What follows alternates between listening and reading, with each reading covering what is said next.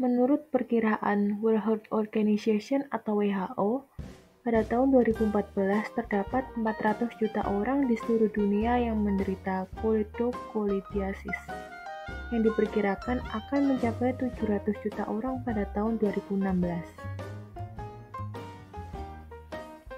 Lalu sebenarnya apa sih koledocolidiasis itu?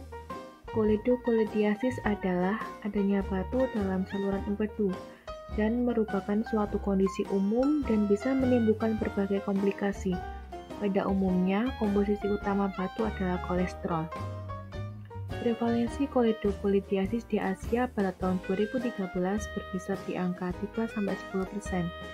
Tepatnya di negara Jepang sebesar 3,2%, Tiongkok 10,7%, India Utara 7,1%, serta 5% di Taiwan. Pada saat ini belum terdapat data epidemiologi koledocolidiasis di Indonesia. Merupakan gaya hidup di masyarakat seperti kebiasaan mengkonsumsi makanan cepat saji cenderung meningkatkan jumlah penderita koledocolidiasis di Indonesia.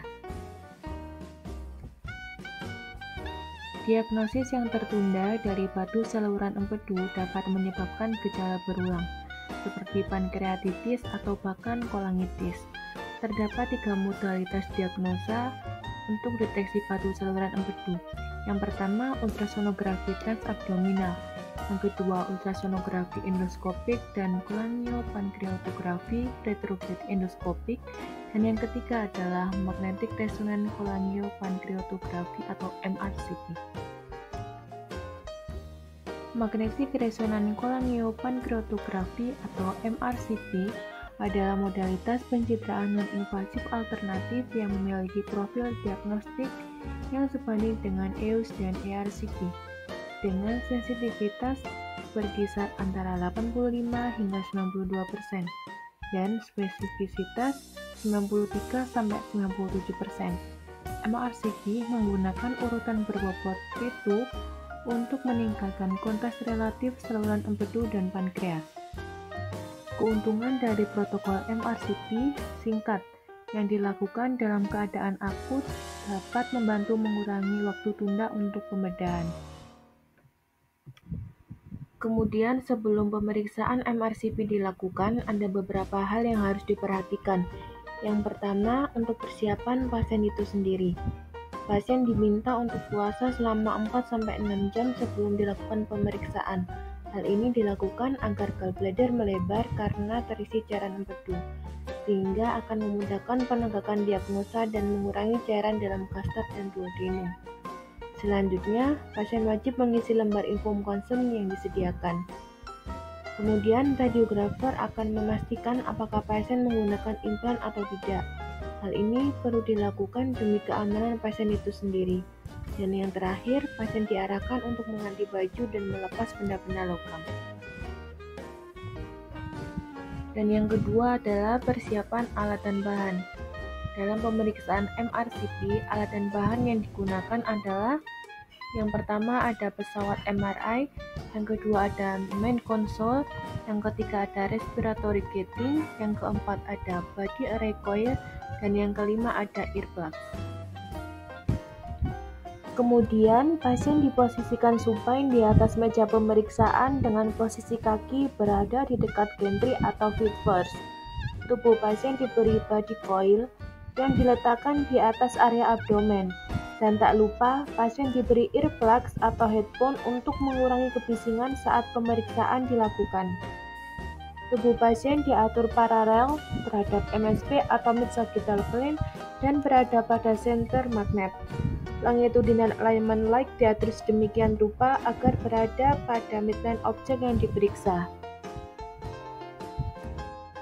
Selanjutnya ialah protokol dari MRCP.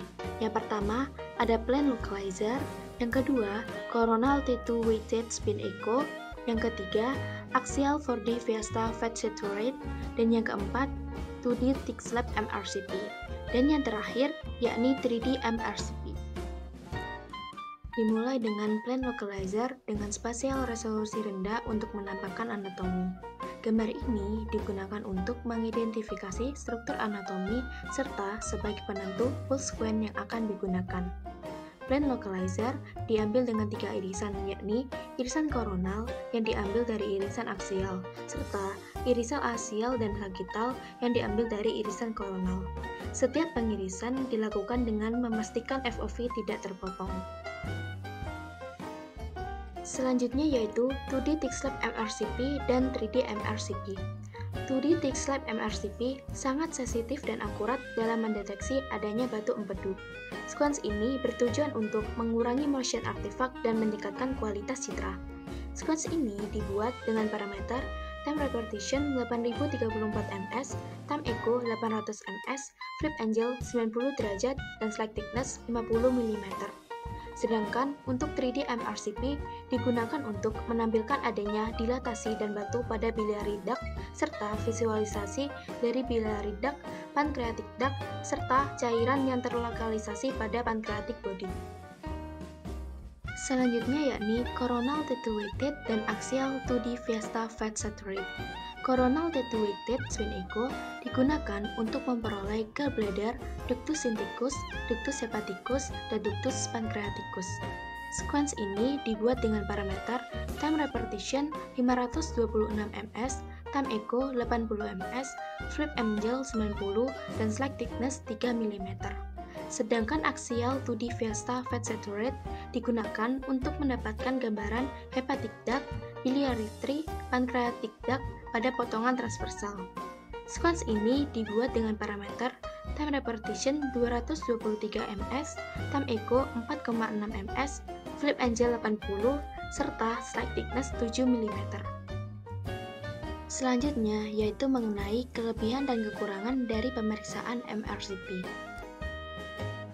Untuk kelebihan dari pemeriksaan MRCP sendiri yakni yang pertama, tidak adanya radiasi pengion karena MRI memanfaatkan medan magnet untuk mendapatkan citra.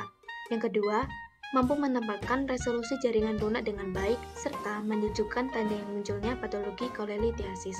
Dan yang ketiga, menampakkan diagnosa patologi kolelithiasis yang tidak ditampakkan pada modalitas lain. Selanjutnya, untuk kekurangan dari pemeriksaan MRCP yaitu sulit untuk mengindikasi batu dengan ukuran kurang dari 3 mm, serta pemeriksaan MRCP sangat lemah terhadap pergerakan.